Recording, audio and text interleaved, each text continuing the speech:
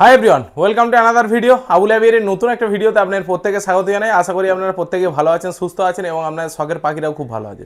তো আজকের এই ভিডিওটা বানাবার মেন উদ্দেশ্য হলো, গত 3 দিন আগে একজন আমার বন্ধুর কাছে, তার কাছে অ্যালবিনো ককাটেলের 4খানা বাচ্চা হ্যান্ড ফিডিংয়ের জন্য আমি নিই। কেন? কারণ তার বাবা মা খাওয়াচ্ছিল না, তার জন্যই আমি তাকে পয়সা দিয়ে 4খানা বেবি আমি নিয়ে নিই। তো কত দাম নিয়েছে সেটা আপনারা ডিএম করলেই অবশ্যই জানতে পারবেন। 4খানা বেবি আমি নিয়ে নিই। নেয়ার পরে হ্যান্ড ফিডিং যখন শুরু করি তখন কিন্তু 3টে বাচ্চা ঠিক ছিল, একটা বাচ্চার ক্রপ ইনফেকশান হয়ে যায়। এবং ক্রপ ইনফেকশান কিভাবে বুঝলাম, যখনই আমি হ্যান্ড ফিডিং খাওয়াচ্ছি তখনই কিন্তু হঠাৎ করে পুরোটাই কিন্তু ভমিট করে পুরো তুলে দিচ্ছে, বমি করে তুলে দিচ্ছে। তো তার জন্যই আজকের মেনলি ভিডিওটা আপনাদের জন্য বানানো হচ্ছে। কেউ যদি অ্যালবিনো ককাটেল বলুন বা ককাটেলের বাচ্চা যদি হ্যান্ড ফিডিংয়ে তোলেন, তাহলে তাদের কি কি প্রিকশন রাখা দরকার এবং কি কি এইরকম যদি সমস্যায় পড়েন কিভাবে সমাধান করবেন, সম্পূর্ণ ভিডিওটা আজকের এই বিষয়ে বলবো। তাই ভিডিওটিকে আগে থেকে একটা লাইক করে দেন, আর যারা চ্যানেলে নতুন আছেন তারা অবশ্যই চ্যানেলটিকে সাবস্ক্রাইব করে পাশে থাকা বেল নোটিফিকেশন অন করে দেবেন। আর যারা ফেসবুক থেকে দেখছেন তারা উপরের ফলো বাটনটাকে অন করে নেন। তো চলুন ভিডিওটিকে শুরু করি।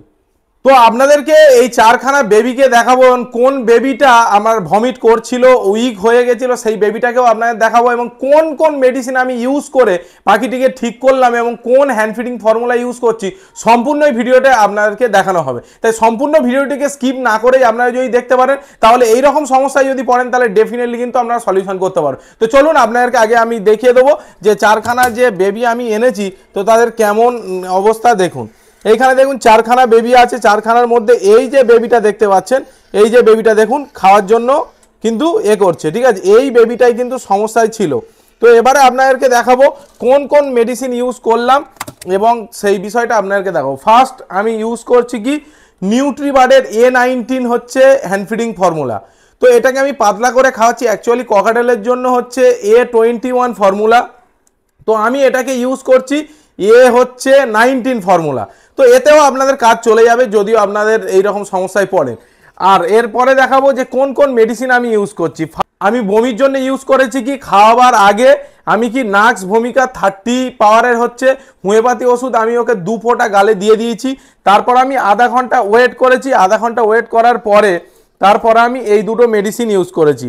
এক হচ্ছে কার্বো ভেজিটেবলিস 30 আর একটা হচ্ছে আপনার বেল্লেডোনা 30। তো বেল্লেডোনা 30 হচ্ছে অ্যান্টিবায়োটিক হিসাবে ব্যবহার করা হয়েছে।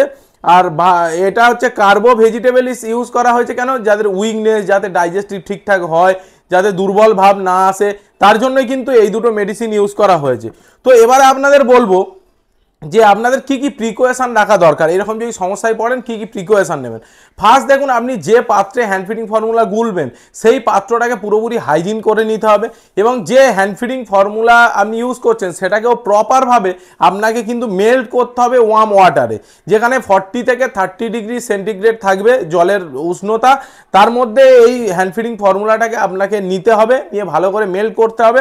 আর তার সঙ্গে এই দুটো আপনাকে এইটা হচ্ছে কি কার্বো, এইটাকে আপনাকে ইউজ করতে হবে। আর একটা হচ্ছে আপনার বেল্লেডোনা, এই দুটো হ্যান্ড ফিডিং এর সঙ্গে ইউজ করতে হবে।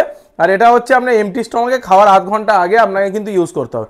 এবারে পাত্রটাকে আপনি হাইজিনিক করলেন, হ্যান্ড ফিডিং ফর্মুলা ভালো করে মেল্ট করালেন।